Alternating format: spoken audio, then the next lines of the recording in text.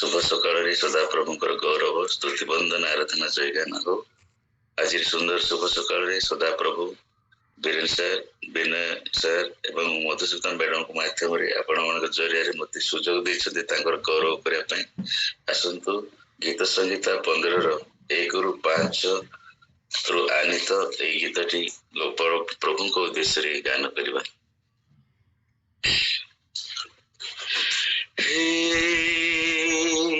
सदा प्रभु किए प्रवास करिब तुम्भ आवास रे बास करिब किए से पुण्य पर्वत रे। हे सदा प्रभु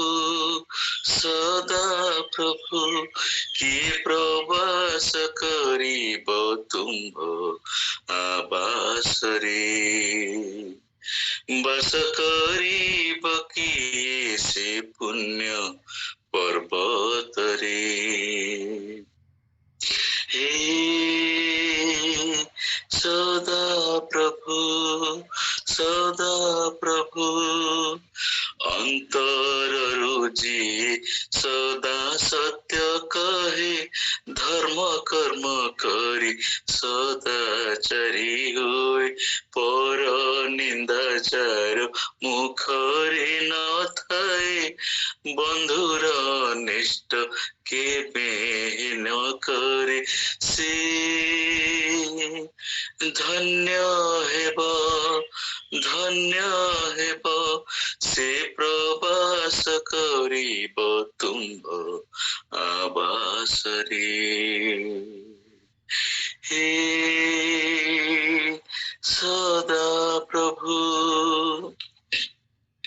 अधर्म घृणित चाहार दृष्टि रे धार्मिक को जी समादर करे क्षति सह्य करी शपथ जे रखे आपण प्रतिज्ञा अन्यथा न करे से धन्य हेब बस करिब से तुम्भ पुण्य पर्वत रे। हे सदा प्रभु शुद्ध लोभे जे ऋण दिए नहीं मिथ्या साक्ष्य पाई लांच ने नहीं जेउ जन सत्कर्म करई अटल रहिब चिर काल पाई से धन्य हेब बस करिब से तुम्भ पुण्य पर्वत रे। हे सदा प्रभु किए प्रवास करिब तुम्भ आवास रे। हे सदा प्रभु सदा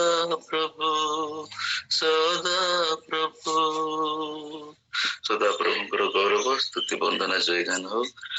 विशेष कर आप समस्त पुणी थरी नमस्कार।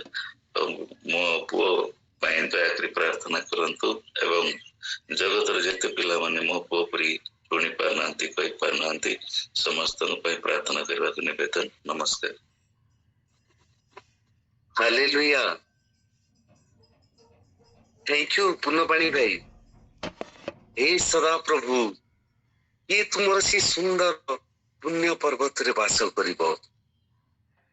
वाह बहुत सुंदर गीत आकर्षणीय एवं सुललित कंठरे ये गीत गाई आपण आज सदा प्रभुंकर प्रशंसा गान कर जाइछंती।